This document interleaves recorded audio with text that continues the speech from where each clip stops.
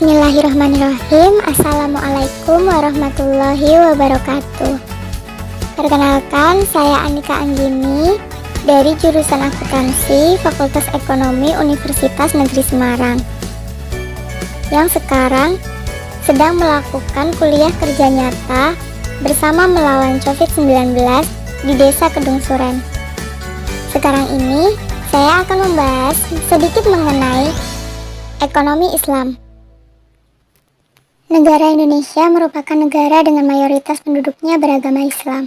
Dilansir dari World Population Review pada Rabu 8 April 2020, negara Indonesia ditetapkan sebagai negara dengan penduduk muslim terbesar di dunia, yaitu sebesar 12,70% dari populasi penduduk dunia.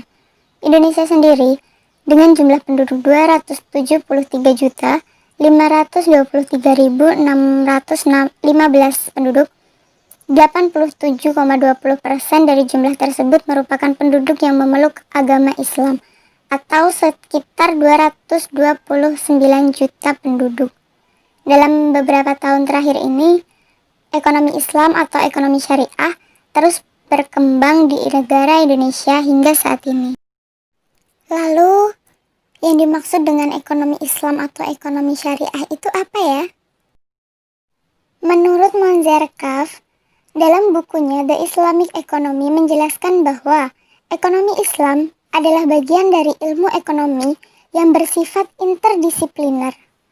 Dalam arti, kajian ekonomi syariah tidak dapat berdiri sendiri, tetapi perlu penguasaan yang baik dan mendalam terhadap ilmu-ilmu syariah dan ilmu-ilmu pendukungnya, juga terhadap ilmu-ilmu yang berfungsi sebagai tool of analysis, seperti matematika, statistika, logika, dan usul fikih. Dalam bukunya Rianto dan Amalia tahun 2010 pada halaman 7 dengan judul Teori Mikroekonomi, Suatu Perbandingan Ekonomi Islam dan Ekonomi Konvensional. Nah, berikutnya adalah ekonomi Islam menurut M. Amanan pada bukunya yang berjudul Ekonomi Islam, Teori dan Praktek pada tahun 1992 pada halaman 15, M. Amanan mendefinisikan ilmu ekonomi syariah sebagai suatu ilmu pengetahuan sosial yang mempelajari masalah-masalah ekonomi rakyat yang diilhami oleh nilai-nilai Islam. Selanjutnya yaitu definisi ekonomi syariah berdasarkan pendapat dari Muhammad Abdullah Al-Arabi pada tahun 1980 pada bukunya halaman 11. Ekonomi syariah merupakan sekumpulan dasar-dasar umum ekonomi yang kita simpulkan dari Al-Quran dan As-Sunnah, dan merupakan bangunan perekonomian yang kita dirikan di atas landasan dasar-dasar tersebut sesuai dengan tiap lingkungan dan juga masa. Dari definisi-definisi tersebut, dapat kita simpulkan bahwa ekonomi Islam atau ekonomi syariah merupakan bagian dari ilmu ekonomi yang pelaksanaan dan dasar peraturannya berasal dari Al-Quran dan As-Sunnah, atau sesuai dengan syariat atau hukum Islam.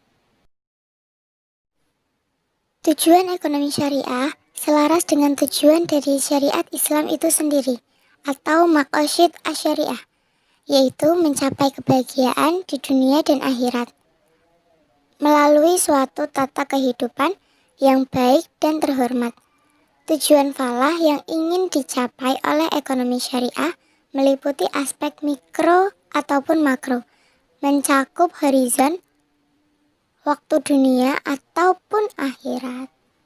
Prinsip-prinsip yang dipaparkan oleh Hendry Sudarsono pada bukunya Pengantar Ekonomi Mikro dalam pelaksanaan ekonomi syariah, yaitu meliputi berbagai sumber daya yang dipandang sebagai pemberian atau titipan dari Allah Subhanahu wa Ta'ala kepada manusia. Islam mengakui kepemilikan pribadi dalam batas-batas tertentu saja. Kekuatan penggerak utama ekonomi syariah adalah kerjasama. Ekonomi syariah menolak terjadinya akumulasi kekayaan yang dikuasai oleh segelintir orang saja. Ekonomi syariah menjamin kepemilikan masyarakat dan penggunaannya direncanakan untuk kepentingan banyak orang. Seseorang muslim harus takut kepada Allah Subhanahu wa Ta'ala dan hari penentuan di akhirat nanti. Zakat harus dibayarkan atas kekayaan yang telah memenuhi batas atau nisab. Yang terakhir adalah Islam melarang riba dalam segala bentuk apapun. Apabila kita mengamalkan ekonomi syariah, maka akan mendatangkan manfaat yang besar bagi umat Islam dengan sendirinya, seperti mewujudkan integritas seorang muslim yang kafah, sehingga Islamnya tidak lagi setengah-setengah apabila ditemukan ada umat muslim yang masih bergelut dan mengamalkan ekonomi konvensional, menunjukkan bahwa keislamannya belum kafah. Menerapkan dan mengamalkan ekonomi syariah melalui lembaga keuangan syariah, baik berupa bank, asuransi, pegadaian maupun BMT, akan mendapatkan keuntungan dunia dan akhirat. Keuntungan di dunia diperoleh melalui bagi hasil yang diperoleh oleh kita. Sedangkan keuntungan di akhirat adalah terbebas dari unsur riba yang diharamkan oleh Allah Subhanahu wa Ta'ala. Praktik ekonomi berdasarkan syariat Islam mengandung nilai ibadah karena telah mengamalkan syariat-syariat Allah. Mengamalkan ekonomi syariah melalui lembaga keuangan syariah berarti mendukung kemajuan lembaga ekonomi umat muslim. Mengamalkan ekonomi syariah dengan membuka tabungan, deposito, atau menjadi nasabah asuransi syariah berarti mendukung upaya pemberdayaan ekonomi umat. Sebab dana yang terkumpul akan dihimpun dan disalurkan melalui sektor perdagangan real. Dan mengamalkan ekonomi syariah berarti ikut mendukung gerakan amar ma'ruf nahi mungkar. Sebab dana yang terkumpul pada lembaga keuangan syariah hanya boleh disalurkan kepada usaha-usaha dan proyek yang halal tentunya.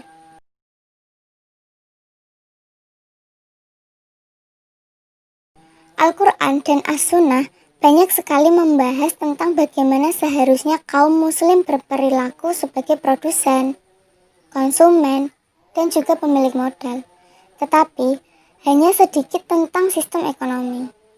Sebagaimana diungkapkan dalam pembahasan sebelumnya, ekonomi dalam Islam harus mampu memberikan kesempatan seluas-luasnya kepada setiap pelaku usaha.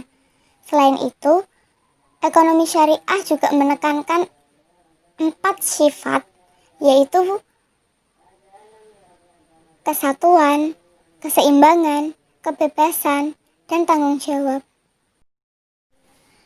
Banyak kemajuan sektor ekonomi yang telah dibantu dengan hadirnya ekonomi syariah di Indonesia.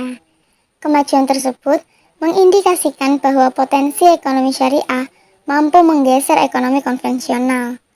Pertumbuhan ekonomi syariah di Indonesia mencapai 39% setiap tahunnya.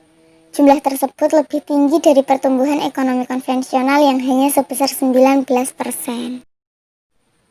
Peranan ekonomi syariah dalam mengembangkan ekonomi Indonesia mempunyai potensi yang luar biasa di masa depan. Perlu diketahui bahwa perkembangan ekonomi syariah di Indonesia tidak terlepas dari beberapa faktor. Yang pertama, faktor eksternal.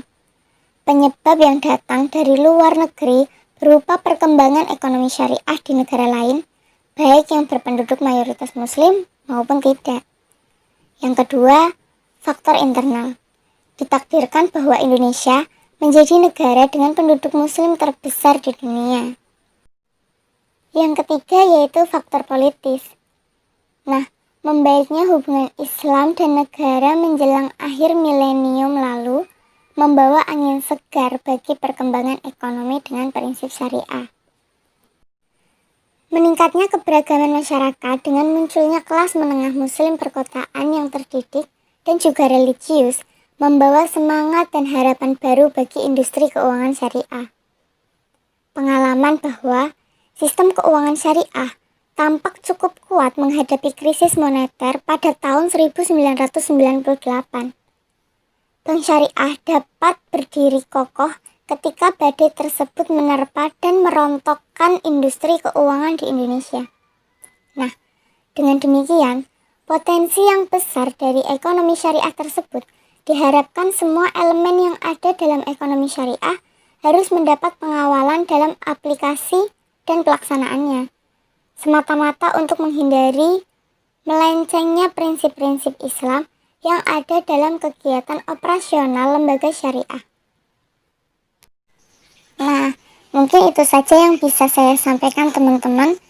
Terima kasih, kurang lebihnya mohon maaf. Wassalamualaikum warahmatullahi wabarakatuh.